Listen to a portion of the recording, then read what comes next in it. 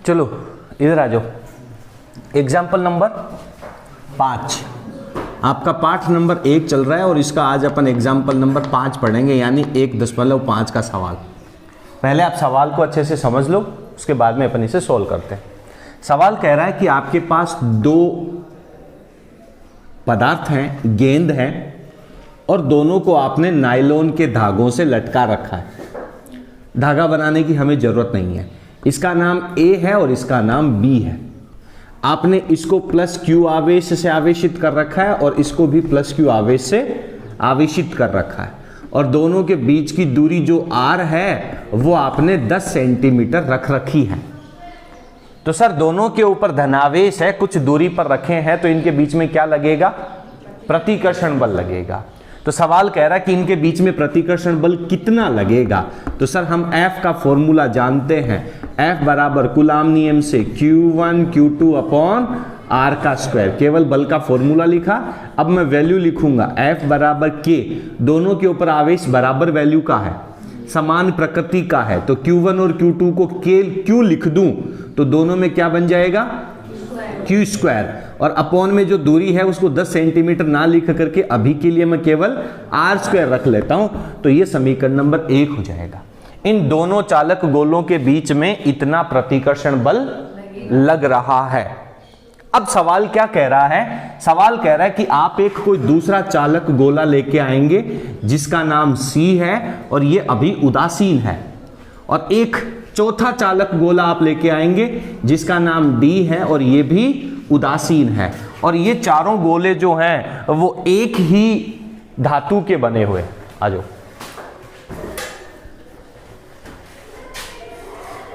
आराम से जाना, बैठ जाओ बैठ जाओ।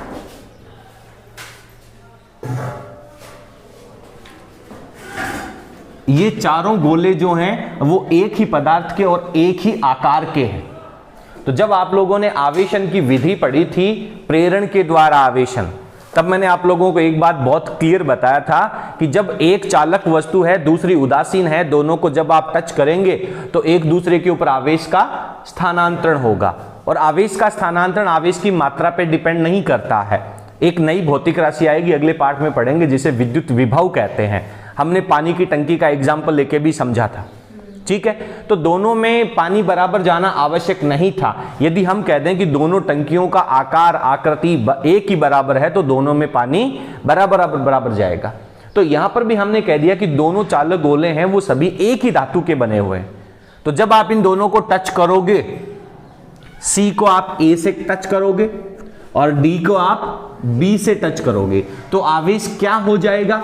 आधा आधा हो जाएगा सर। क्या हो जाएगा? आधा आधा। तो इस A के पास आवेश क्या बचेगा? दूसरी स्थिति ले लेते हैं, Q डैश, जिसे हम कह देंगे Q का आधा। B को जब आपने D से टच करवाया तो इसके ऊपर Q चार्ज है और उसके ऊपर 0 है, तो दोनों का टोटल Q प्लस 0 Q होगा, और दोनों पे आधा आधा जाएगा क्योंकि दोनों एक ही धातु के एक ही आकार के बने हुए हैं। तो B के ऊपर जो आवेश जाएगा उसको भी अपन Q डैश कह देते हैं, और दैट इज ऑल्सो Q/2, ये भी आधा Q हो जाएगा। अब सवाल कह रहा है कि इन दोनों को आपको R दूरी पे नहीं रखना है, कुछ अलग दूरी पे रखना है, जिसे हम कह देते हैं R डैश। और ये जो R डैश है वो कितना है? 5 सेंटीमीटर है। ये बात पेपर में सवाल में लिखी हुई है। तो 5 सेंटीमीटर है वो R की तुलना में कितना है? आधा ही तो है। तो R डैश को मैं 5 सेंटीमीटर लिखूं, क्या R/2 लिख सकता हूं? R का आधा, तो ये जो R डैश है इसे हम R/2 भी लिख सकते हैं। तो ये एक नई सिचुएशन बन गई। क्या बन गया? दोनों ही गोलों के ऊपर आवेश बदल गया, दोनों गोलों के बीच की दूरी भी बदल गई, तो डेफिनेटली इनके बीच में लगने वाला बल भी कुछ बदलना चाहिए, ठीक है। तो ये पहली स्थिति है सवाल के अनुसार, ये दूसरी स्थिति है। तो अब इन दोनों के बीच में लगने वाले बल को हम क्या कह देंगे? F डैश कह देंगे। तो फॉर्मूला क्या कहता है? फॉर्मूला कहता है सर K को हम K डैश नहीं लिखेंगे क्योंकि हर स्थिति में K तो कांस्टेंट है, इसका मान तो वही रहना, सेम रहना, फिक्स रहना है। तो K यहाँ पे अपन लिखेंगे Q1 डैश, यहाँ पे हम लिखेंगे Q2 डैश, और नीचे लिखेंगे R डैश का स्क्वायर। फॉर्मूला तो वही है, K Q1 Q2 upon R square. Value रख दो, तो K लिखा, Q1 और Q2 कितना है, Q/2 Q/2, तो ये क्या हो जाएगा, Q²/4। नहीं है तुम्हारे समझ में, दोनों को गुणा ही तो करना है ना यार, Q/2 Q/2 तो Q²/4 हो जाएगा, और बट्टा में क्या करना है, दूरी का स्क्वायर, दूरी कितनी है R/2, तो यहां लिख देता हूं मैं R/2 का स्क्वायर। आगे चलूं, सोल्व कर लूं, KQ² ये क्या हो जाएगा, इसको 4 पहले लिख देता हूं, R का स्क्वायर R² लिख देता हूं, और बट्टा में 2 का स्क्वायर 4, वो कहां जाएगा, ऊपर चला जाएगा, तो ये 4 आ जाएगा। क्लियर है, और ये 4 इस 4 से कैंसिल आउट हो जाएगा, तो फाइनली आपके पास f डैश बराबर बचेगा KQ²/R²। This is equation number 2। तो समीकरण नंबर 1 कह रही है दोनों गोले C और D को टच करने से पहले इनके बीच में लगने वाला बल, और ये सिचुएशन कर रही है जब आपने A और B को C और D से टच कर दिया, इन दोनों के बीच की दूरी बदल दी, तो इनके बीच में इतना बल लगेगा। समीकरण 1 और 2 को हम बहुत अच्छे से देखेंगे तो हमें पता चलेगा कि सर ये तो दोनों वैल्यू सेम है, इसलिए दोनों के ऊपर पहली स्थिति में जो बल लग रहा था और बाद वाली स्थिति में बल बराबर है। तो यहां पे अपन फाइनली लिख सकते हैं F = F डैश। ठीक है, सिंपल, इतना सा प्रश्न है। तो प्रश्न सॉल्व करना इतना मुश्किल नहीं है, सवाल को समझना ज्यादा अच्छा है, इसको समझना बहुत जरूरी है। अगर ये कॉन्सेप्ट आपको समझ में आ जाएगा तो बाकी के आगे सवाल भी आप लोग कर पाएंगे। उतारो, पाठ के पीछे के सवाल पढ़ते हैं। कौन सा प्रश्न पढ़े, पहला ही पढ़े, क्वेश्चन नंबर 1, पहला प्रश्न देखो क्या कह रहा है। एक वायु में 30 सेंटीमीटर की दूरी पर दो छोटे आवेशित गोले हैं, 2 10⁻⁷ और 3 10⁻⁷। इनके बीच कितना बल लगेगा, कितनी दूरी पर है, 30 सेंटीमीटर पर। पहला प्रश्न क्या कह रहा है कि दो चालक गोले हैं आपके पास, आवेशित गोले हैं, यानी कुल मिला के हमारे पास दो आवेश हैं, दोनों 30 सेंटीमीटर की दूरी पर रखे हुए हैं। तो सिंपली आप इसका डायग्राम भी बना सकते हैं, यहां पे लिख सकते हैं आप Q1, यहां पे लिख सकते हैं आप Q2। R बराबर लिख दें, इन दोनों के बीच की दूरी कितनी दे रखी है, 30 सेंटीमीटर। Q1 और Q2 दो गोले हैं, दो आवेश हैं, इनका मान दे रखा है कितना कितना, 2 × 10⁻⁷ कूलाम और 3 × 10⁻⁷ कूलाम। सवाल कह रहा है कि इनके बीच में लगने वाला बल ज्ञात कीजिए। तो आप यहां पे F बराबर क्वेश्चन मार्क लगा के छोड़ सकते हैं।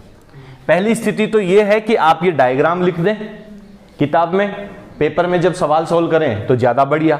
अगर आप ये नहीं लिखना चाहते हैं तो आप डायरेक्ट यहां पे इसको इस तरीके से भी सोल्व कर सकते हैं। सर Q1 बराबर 2 10⁻⁷ कूलाम, Q2 बराबर 3 10⁻⁷ कूलाम, R बराबर 30 सेंटीमीटर की दूरी, एंड F जो है वो आपको ज्ञात करना है। दो तरीके से आपको सवाल को शुरू करना चाहिए, चाहे आप ऐसे लिख सकते हैं या फिर ऐसे लिख सकते हैं, दोनों चीजें हो गई। अब आपको चाहिए इसके लिए आवश्यक फॉर्मूला। तो फॉर्मूले की बात करें तो आपके पास फॉर्मूला होगा F बराबर K Q1 Q2/R²। Vector format नहीं लिखना है, कभी भी इसे सदिश रूप में लिखने की जरूरत नहीं है। आपको केवल दोनों आवेशित गोलों के बीच में लगने वाले बल की वैल्यू पूछी जा रही है। तो मान लिख दो, K का मान हम जानते हैं 9 10⁻⁹, ये 2 10⁻⁷, और यहां पे 3 10⁻⁷। 30 सेंटीमीटर है। हमेशा भौतिक राशियां जो हैं वो एमकेएस पद्धति में या एसआई सिस्टम में वैल्यू होनी चाहिए। तो यहां पे आर का मान कितना दे रखा है, 30 सेंटीमीटर। तो फर्स्ट ऑफ ऑल अपने को उसको किस में बदलना चाहिए, मीटर में बदलना चाहिए। सेंटीमीटर को मीटर में बदलने के लिए क्या करते हैं, 100 का भाग लगाते हैं। देखो 100 का भाग लगाना कहना एक अलग चीज है, आप इसको ये भी बोल सकते हैं कि सर ये 30 है, इसमें जब हम 100 का भाग लगाएंगे तो हम इसको 30 × 10⁻⁻² कह सकते हैं। तो जनरली आपको हमेशा ये बात आज के बाद ध्यान रखनी है कि सेंटीमीटर में यदि वैल्यू दे रखी है तो उसको आप 10⁻⁻² से गुणा कर देंगे तो वो किस में बदल जाएगा, मीटर में बदल जाएगा। कारण क्या है, क्योंकि 1 मीटर में 100 सेंटीमीटर होते हैं, सेंटीमीटर को मीटर में बदलने के लिए 100 से डिवाइड करना पड़ता है, भाग लगाना पड़ता है, और 100 है वो जब ऊपर जाएगा तो माइनस में पावर लग जाएगी। ठीक है, तो ये वैल्यू आपको यहां पे रखनी है और इसका क्या करना है, स्क्वायर करना है। तो 30 × 10 की पावर -2 और इसका स्क्वायर। अब की बार वैल्यू को सॉल्व कर लो, तो 9 को अलग ही पड़ा रहने दो, 3 दूनी 6 को एक साथ लिख लो और ये जो पावर है इनको एक साथ लिख लो। तो 7 और 7 माइनस का 14 और प्लस का 9, तो कितना हो गया, माइनस का 5 रह गया। बहुत बढ़िया। बटा में क्या हो जाएगा, 3 का स्क्वायर हो गया 9 और 1 0 का हो जाएगा 2 0, तो 30 का स्क्वायर हो जाएगा 900।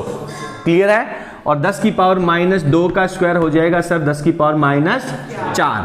अब अपन इसको सोल्व कर सकते हैं सर। 9 से 9 जाएगा तो नीचे 100 रह गया, तो ऊपर वैल्यू होगी 6 10 की पावर -5 और नीचे यहाँ पे 100 है, तो 100 का मतलब 10 की पावर 2, ये 10 की पावर -2, तो यहाँ पे हम क्या लिख देंगे, 10 की पावर -2। ये जब ऊपर जाएगा तो 10 की पावर क्या बन जाएगा, प्लस का 2।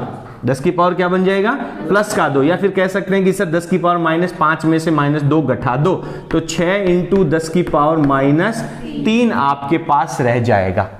एक बार और चेक कर लें, सवाल को हमेशा इतनी गंभीरता से सॉल्व करना चाहिए कि उत्तर तक पहुंचने के बाद आपको दोबारा चेक करने की जरूरत ना हो, क्योंकि देखा गया कि यदि आपने कोई वैल्यू गलत रख दी, दूरी का मान या आवेश का मान आपने गलत रख दिया, स्क्वायर करने में गलत कर दिया, तो वो गलती दोबारा करते समय आप में पकड़ में नहीं आएगी। इसलिए प्रयास करें कि समय थोड़ा ज्यादा लग रहा है तो लगने दो, पहली बार में सवाल जो अच्छे से होगा वो ही होगा। तो कितनी वैल्यू आ जाएगी, 6 × 10 की पावर -3। क्या निकाल रहे हैं भैया हम, एफ निकाल रहे हैं, बल निकाल रहे हैं, तो मात्र क्या लगेगा, न्यूटन लगेगा। तो ये वैल्यू आंसर आपको छोड़ देना चाहिए। ठीक है। और बल की प्रकृति कैसी होगी, हालांकि सवाल में पूछा नहीं गया है, लेकिन आपसे पूछा जा सकता है कि इन दोनों के बीच में लगने वाले बल की प्रकृति भी लिखिए। तो यहां पे दोनों समान प्रकृति के आवेश हैं, तो इनके बीच में कैसा बल लगेगा, प्रतिकर्षण बल लगेगा। तो ये जो प्रकृति है वो आपसे प्रश्न में पूछा जा सकता है, और बच्चे जल्दबाजी में यहां तक तो सॉल्व कर लेते हैं और प्रकृति को लिखना भूल जाते हैं, और उसकी वजह से उनका आधा नंबर है वो माइनस हो जाता है। तो प्रश्न को पूरा अच्छे से पढ़ना है, उसमें क्या क्या पूछा गया सब चीजें आपको आंसर में लिखनी है। पहला सवाल हो जाएगा, उतारने की जरूरत पक्का। चलें दूसरे सवाल में। चलो दूसरा सवाल क्या कह रहा है, 0.4 माइक्रोकूलम आवेश के किसी छोटे गोले पर किसी अन्य छोटे आवेशित गोले के कारण वायु में 0.2 न्यूटन का बल लगता है। यदि दूसरे गोले पर 0.8 माइक्रोकूलम का आवेश है तो दोनों के बीच की दूरी कितनी होगी। सवाल यही कह रहा है, और दूसरे गोले पर पहले गोले के कारण बल कितना लगेगा। दूरी पूछ रहा है, पहले का आवेश, दूसरे का आवेश, और दोनों के बीच में बल जो है वो आपको दे रखा है। हटा दो इसको। सवाल नंबर 2 कर पाएंगे क्या, बोलो। साधारण गणित है भैया, फिजिक्स तो इसमें कुछ भी नहीं है, सब गणित का काम है, फिजिक्स का काम तो कुछ भी नहीं है। दूसरा प्रश्न क्या कह रहा है, सर पहला मेरे पास एक आवेश है 0.2 माइक्रोकूलम, इसके बाद में इससे कुछ दूरी के ऊपर एक दूसरा आवेश है जिसका मान 0.8 माइक्रोकूलम है, और इसका नाम A है और इसका नाम B है, ऐसा कह देते हैं। सवाल कह रहा है कि पहला आवेश दूसरे आवेश के ऊपर कितना बल लगा रहा है, 0.2 न्यूटन का बल लगा रहा है। यहां पे बल लग रहा है 0.2 न्यूटन का फोर्स लग रहा है इसके ऊपर बाहर की तरफ। इनके बीच में दूरी कितनी है, r, और आपको इस r का मान ज्ञात करना। तो क्या क्या चीजें दे रखी हैं, दोनों आवेश दे रखा है, बीच की दूरी और बल। तो कौन सा फॉर्मूला काम में आएगा, F बराबर, आप डायरेक्ट पहले फॉर्मूला लिखेंगे K Q1 Q2 upon R का स्क्वायर। आपको करना क्या है, दूरी निकालना है, तो पहले इस फॉर्मूले को सॉल्व कर लो। तो R स्क्वायर इधर गुणा में जाएगा, F बटा में आ जाएगा, तो R स्क्वायर बराबर यहां, चलिए 0.4 लिख लेते हैं, 0.4 दे रखा है तो 0.4 हो जाएगा। R स्क्वायर बराबर K Q1 Q2 upon F, और आपको R का स्क्वायर चाहिए या R चाहिए, R चाहिए, तो स्क्वायर हटाएंगे तो इधर क्या लग जाएगा, अंडर रूट लग जाएगा। अब आप वैल्यू रख दें, तो 9 10 की पावर 9, पहला है 0.4। आवेश का मात्रक तो सर कूलाम होता है, माइक्रो हटाएंगे तो 10 की पावर माइनस 6 लगेगा। तो यहां पे हमें माइक्रो को हटाना है, 10 की पावर माइनस 6 लगाना। फिर Q2 चाहिए तो 0.8 माइक्रो हटाएंगे तो माइनस 6, बटा में ले जाएं, बटा में क्या है F कितना है 0.2 है। सिंपल, अंडर रूट तो चलेगा ही सही। सोल्व कर लें सर, इससे ये कैंसिल आउट हो जाएगा कितनी बार, 2 बार। अब आप इसको सरल करें। सरल करते समय देखिए बच्चे क्या करते हैं कि सर इन संख्याओं को पहले हम गुणा कर लें फिर उसका वर्गमूल निकाल लें। ऐसा नहीं करना है, गुणा करोगे तो संख्या बड़ी हो जाएगी, फिर उसका वर्गमूल निकालना कठिन हो जाएगा। वर्गमूल हमेशा क्या कहता है, वर्गमूल कहता है कि उस संख्या के टुकड़े करो और दो दो संख्याओं के जोड़े बना लो और उस जोड़े में से एक अंक बाहर आ जाएगा, यही तो होता है। तो जो 9 है इसको हम लिख सकते हैं सर 3 गुणा 3, और इसमें से एक बाहर ले आएंगे तो 9 का वर्गमूल कितना है 3। सिंपल है सर। 2 का वर्गमूल कैसे होगा, कोई बात नहीं, ये पॉइंट हटा दो, बटा में 10 लिख दो। तो यहां पे क्या है, ये 2, सुनना मेरी बात, और ये 8 रफ में कर लो। 2 को तो लिखा मैंने 2 और 8 को क्या लिखूंगा, 2 दूनी 4 दूनी 8, 2 दूनी 4 दूनी 8। तो ये हो गया मेरे पास 8 और ये है मेरे पास ये वाला 2। लेकिन मुझे तो इसका क्या निकालना है, वर्गमूल निकालना है। तो क्या करूं, इन दोनों का एक जोड़ा और इन दोनों का एक जोड़ा। तो संख्याओं को गुणा करके वर्गमूल नहीं करना चाहिए, क्योंकि उससे फिर थोड़ा कठिन हो जाता सवाल। आप डायरेक्ट सोल्व करें, उसके टुकड़े निकाल के करेंगे तो आसानी रहेगी। अभ्यास करोगे तब जाके समझ में आएगा। तो 2 × 2 बाहर आ जाएगा, इसमें से 1 2 बाहर आ जाएगा और इसमें से 1 2 बाहर आ जाएगा। उसके बाद में सोल्व करो, पावर तो आधी कर देते हैं। तो 10 की पावर कितनी है 9, 1 बटा में 10 ये है, ये इसकी 10 की पावर को काटेगा तो यहाँ पे 10 की पावर 8 बचेगा, और 8 का वर्गमूल करोगे तो 10 की पावर 4 बचेगा। ये 10 की पावर -6, ये -6, इन दोनों में से कोई एक ले लो, क्योंकि हम वर्गमूल निकालते समय जोड़ा बनाते हैं और उसमें से एक संख्या बाहर लेते हैं। तो 10 की पावर -6 आ जाएगा। This is the solution. इसका पूरे का अर्थ है ये 3 दूनी 6, 6 दूनी 12 इंटू 10 की पावर -2, 10 की पावर -2। आंसर किस में आएगा, आंसर SI मात्रक में आएगा। SI मात्रक क्या होता है, मीटर होता है, और इसको सेंटीमीटर में बदलना है तो 1 मीटर में 100 सेंटीमीटर, 2 मीटर में 200, 3 मीटर में 300। मतलब मीटर को सेंटीमीटर में बदलने के लिए क्या कर रहे हैं हम, 100 से गुणा कर रहे हैं। तो ये मीटर है, इसको सेंटीमीटर में बदलने के लिए 100 से गुणा कर देंगे। तो इसको 100 से गुणा कर दो। 12 × 10 की पावर -2 तो है, और 100 से गुणा करने का मतलब 10 की पावर 2 से गुणा करना। ये इसको काट देगा तो ये वैल्यू किस में आ जाएगी, सेंटीमीटर में। यानी आपके पास कितनी दूरी आएगी, 12 सेंटीमीटर।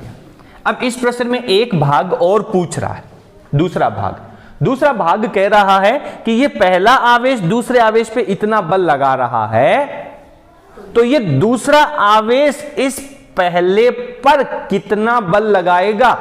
कल जब हमने कूलाम के नियम का सदिश निरूपण पढ़ा था तब हमने ये बात बहुत अच्छे से क्लियर करी है कि F12 बराबर F21। चाहे कोई सा भी आवेश ज्यादा हो, कोई सा भी आवेश कम हो, इन दोनों के बीच में लगने वाला जो बल है वो दोनों पर बराबर होता है, दिशा में विपरीत होता है। बात समझ में आ रही है। तो अगर इसके ऊपर इतना बल लग रहा है तो ये वाला आवेश इसके ऊपर इतना ही बल लगाएगा। तो वहां पे आपको सॉल्व करने की जरूरत नहीं है, आप नोट डाल करके एक स्टेटमेंट लिख करके लिख सकते हैं कि कूलाम नियम के अनुसार दोनों आवेशों पर लगने वाला बल परिमाण में समान होता है। अतः जब इसके ऊपर इतना बल लग रहा है तो दूसरे आवेश के ऊपर भी उतना ही, कितना, 0.2 न्यूटन का बल लगेगा। बात समझ में आ रही है। तो इस तरीके से हमें दूसरा प्रश्न सॉल्व करना है। तीसरा प्रश्न कह रहा है कि KE² अपॉन GME और MP, इसका मान कितना होगा। विमा भी पूछ रहा है क्या कह रहा है, सवाल को दोबारा अच्छे से पढ़ते हैं। सवाल कह रहा है कि जांच के द्वारा सुनिश्चित कीजिए कि यह एक विमाहीन राशि है। सबसे पहला प्रश्न यह है कि सिद्ध करो कि यह विमाहीन राशि है, यानी इसकी कोई विमा नहीं होगी। चलिए, K की विमा k का मात्रक, पहले अपन k का मात्रक लिख लेते हैं, सब का मात्रक लिख लेते हैं हम, या k की विमा लिखें, पहले मात्रक लिखते हैं उसके बाद इसकी विमा निकाल लेंगे। k का मात्रक क्या होता है सर? न्यूटन, याद करो, मीटर स्क्वायर अपॉन, ये सवाल कहां से आ रहा है, ये मात्रक कहां से निकाला आपने? उस कूलाम के नियम के फॉर्मूले से, याद है? न्यूटन बटा में जो आर स्क्वायर है गुणा में जाएगा मीटर स्क्वायर, और ऊपर जो आवेश गुणा का है, आवेश स्क्वायर है, वो बटा में आ जाएगा। तो ये आपके पास k का मान आ गया। इसी तरीके से g का मात्रक निकाल लो। तो g का मात्रक क्या है? याद करो, गुरुत्वीय त्वरण वाला या गुरुत्वाकर्षण वाला फॉर्मूला, F बराबर g m1 m2 upon r square. तो F का मतलब न्यूटन बटा का आर स्क्वायर आ जाएगा गुणा में, तो न्यूटन इंटू मीटर स्क्वायर, और अपॉन में द्रव्यमान बटा में आएगा तो किलोग्राम स्क्वायर। बात समझ में आ गई? तो अब इनकी विमा बना लो। इसकी विमा जानते हो क्या? रटनी नहीं है, एक भी विमा समझनी है। न्यूटन की विमा होती है m1L1T-2, साथ में मीटर स्क्वायर है तो इसकी विमा L2। कूलाम की आवेश की विमा AT, याद है क्या? आवेश की विमा AT, तो इसका स्क्वायर करना है तो A square T square. Solve कर लो इसको। तो सर m1L हो गया 3, T हो गया -2, ऊपर जाएगा तो -4 हो जाएगा ना, -4, और A -2, A -2। तो ये विमा हो जाएगी आपके पास K की। रटनी नहीं है विमा, रट के लिखोगे तो भूल जाओगे, बेफालतू में दिमाग के ऊपर प्रेशर रहेगा हमेशा। बस इधर आ जाओ, बल की विमा वही m1L1T-2, मीटर की विमा L⁻², और बटा में किलोग्राम, किलोग्राम को तो हम m2 से लिखेंगे। विमा बना लो, ये ऊपर जाएगा तो -2, ये +1, तो +1 एक कम खत्म हो जाएगा, -1 रह जाएगा, L⁻³ रह जाएगी, और T⁻² रह जाएगी। ये आपके पास इस G की विमा आ जाएगी। बाकी की विमा तो सर हम जानते हैं। E क्या है? आवेश है, आवेश की विमा कूलाम, मात्रक कूलाम, कूलाम की विमा AT, कूलाम की विमा AT। तो अब इसकी विमा निकाल लो। तो पहले K की विमा लिखो। K की विमा सर m1L3T-4 और A-2, ये K की होगी। फिर किसकी चाहिए? आवेश की। आवेश की विमा होती है AT, और इसका स्क्वायर दे रखा है तो A² T²। बट्टा में आ जाओ। आप चाहो तो इनको ऐसे ब्रैकेट में अलग अलग भी रख सकते हो, बाद में सॉल्व कर लेना। G की विमा पे आ जाओ, बोलो G की विमा सर m-1L3T-2, ये हो गया। और साथ में क्या है? द्रव्यमान है, ये मीटर नहीं है, mass of electron, mass of proton द्रव्यमान है। तो द्रव्यमान को क्या लिख देंगे हम? m2 से, किलोग्राम इंटू किलोग्राम यानी m2 हो जाएगा। आप सरल कर लो, सरल करके देखो एक बार क्या हो रहा है। A-2 से तो A2 गया, नहीं आया, बोलो। ये माइनस का T2 है, ऊपर जाएगा तो प्लस का T2, प्लस का T2 यहां पे ऑलरेडी है, और T2 और हो जाएगा तो क्या बनेगा? T4, और ये T का, तो ये सब एक दूसरे को क्या कर देंगे? काट देंगे। M की विमा 2, M की विमा -1, तो नीचे सोल्व किया तो M की विमा 1, और वो M की विमा जो नीचे 1 है वो ऊपर वाले M की विमा 1 को काट देगा। L में चलो, L3, तो सारे के सारे कैंसिल आउट, तो ये कैसी राशि हो गई? विमाहीन हो गई। तो इस तरीके से आपको इसको प्रूफ करना है। इसको प्रूफ करना हो सकता पेपर में ना भी आए, लेकिन ये नॉलेज आपके पास होना चाहिए कि आप किस तरह से K की विमा निकालेंगे, किस तरह से G की विमा निकालेंगे, कैसे इसको प्रूफ करेंगे। नहीं आया इस सवाल में दिक्कत? एकदम पक्का? चलो इसके बाद में, अभी ये सवाल पूरा नहीं हुआ है। दूसरा इसमें क्या कह रहा है? विमाहीन को प्रूफ करने के बाद इसका मान भी निकालना है। तो इसका मान कैसे निकालेंगे? इन सभी की वैल्यूज रखते जाओ, सारे कांस्टेंट आपके पास हैं, इन सब की वैल्यू रखते जाओ। रखो, इसको हटा दें, वैल्यू रखो। K का मान कितना होता है? 9 × 10⁻9 रख दो सर, 9 × 10⁻9, आवेश एक इलेक्ट्रॉन का या प्रोटॉन का उसका स्क्वायर दे रखा है, तो 1.6 10 की पावर -19 का बहुत बढ़िया स्क्वायर। नीचे जी का मान 6.67 10 की power -11। Mass of electron 31 kilogram होता है। मास ऑफ प्रोटॉन 10 की पावर किलोग्राम होता है। ये सारी वैल्यू अगर आपको याद है तो इसको रख के और इसको सॉल्व कर लेना। इसका सॉल्यूशन, इसका आंसर मुझे याद नहीं है, इसकी कैलकुलेशन गुणा भाग आपको करना पड़ेगा। जो भी रिजल्ट आएगा वो आपको यहां लिखना, ठीक है। मात्रक क्या लगेगा उस रिजल्ट का? कोई मात्रक नहीं लगेगा, क्योंकि विमाहीन राशि है, मात्रकहीन राशि है, तो उसका कोई मात्रक नहीं आएगा। सवाल कह रहा है कि ये जो रिजल्ट आएगा उसका अर्थ क्या है, इसका अर्थ क्या? सुनना ध्यान से। एक्चुअली अगर आप इस चीज को बहुत गौर से देखोगे ना तो आपको एक चीज नजर आएगी कि ये अनुपात है Fe और Fg का। याद करो, K Q1 Q2 upon R square, और Fg का मतलब होता है Gm1 M2 upon R square. गुणा में जाएगा, R स्क्वायर कैंसिल आउट हो जाएगा। क्लियर है? तो यही वही चीज है, और हम बहुत अच्छे से जानते हैं कि Fg जो है गुरुत्वाकर्षण बल है, और गुरुत्वाकर्षण बल दुनिया का सबसे कमजोर बल होता है। तो यदि हम इन दोनों की वैल्यू निकालेंगे तो आपके पास जो आंसर आएगा वो पॉजिटिव में आएगा और बड़ी वैल्यू आएगी। तो उस अनुपात का अर्थ क्या कह देंगे कि सर इस अनुपात से हमें यह समझ में आता है कि स्थिर वैद्युत आकर्षण बल जो है वो गुरुत्वीय बल की तुलना में ज्यादा होता है। ये इसका सारांश हो जाएगा। ये प्रश्न जो है ये रियल में एनसीईआरटी के प्रश्न हैं।